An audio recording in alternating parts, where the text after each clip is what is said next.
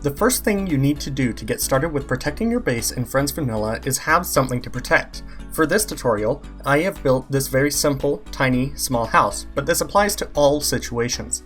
The first block you need to know about is the block of redstone.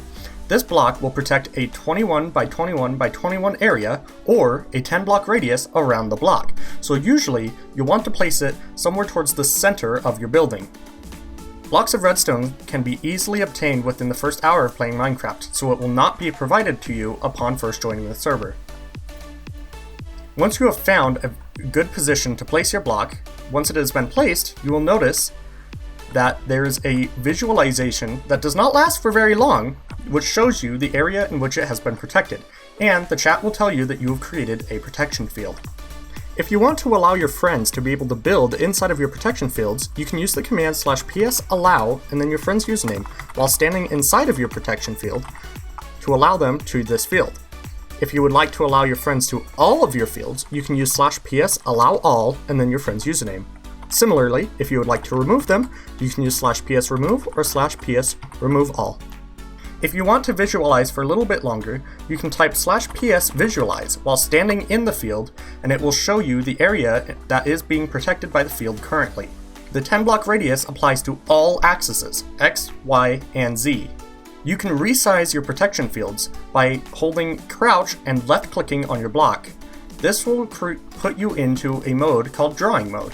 From here, you can choose the first corner of your base and the second corner of your base, being sure to include all axes. That includes vertical. It's easy to forget that. Once you are satisfied with the size of your protection field, go ahead and crouch left click on your block again, and it will close the field, which means that it has successfully resized your protection field to be this big.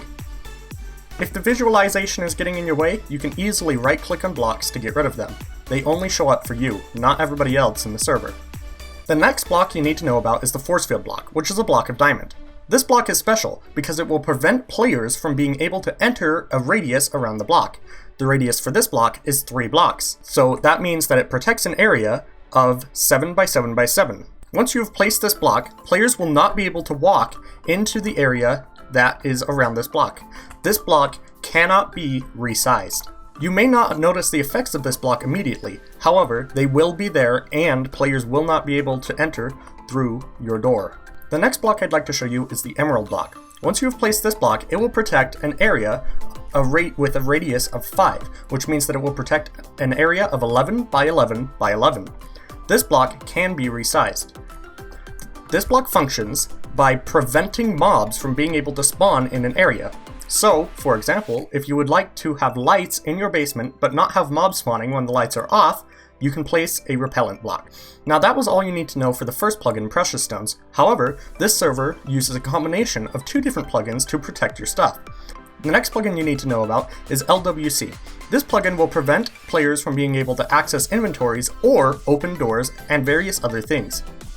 When you first place a chest, you may notice a message in chat called Private Protection Registered. All chests, hoppers, and many other items with inventories are automatically protected so that only you can open them.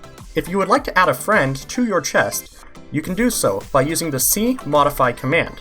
If I wanted to add, for example, my friend Budget Unicorn to this chest, all I have to do is cmodify Budget Unicorn and then punch the chest.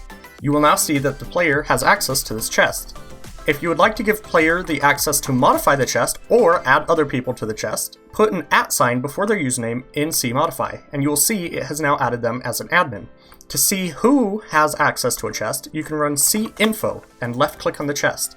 This will give you lots of information about the chest owner, where it is in the world, when it was created, when it was last accessed, and who has control to it. To destroy a protection, you can simply destroy the blocks. Then you will see the protection is unregistered.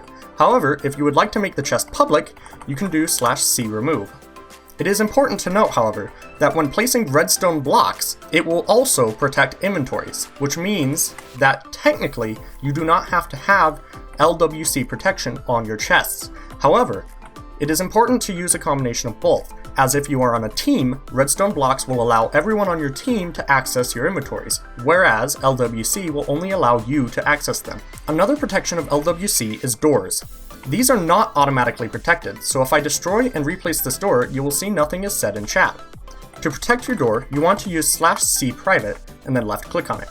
Now, only you and the people you add to your door can open it. This is used in good combination with a redstone block and a diamond block to prevent players from being able to enter your house. However, the diamond block isn't necessary unless you don't want players coming near your house.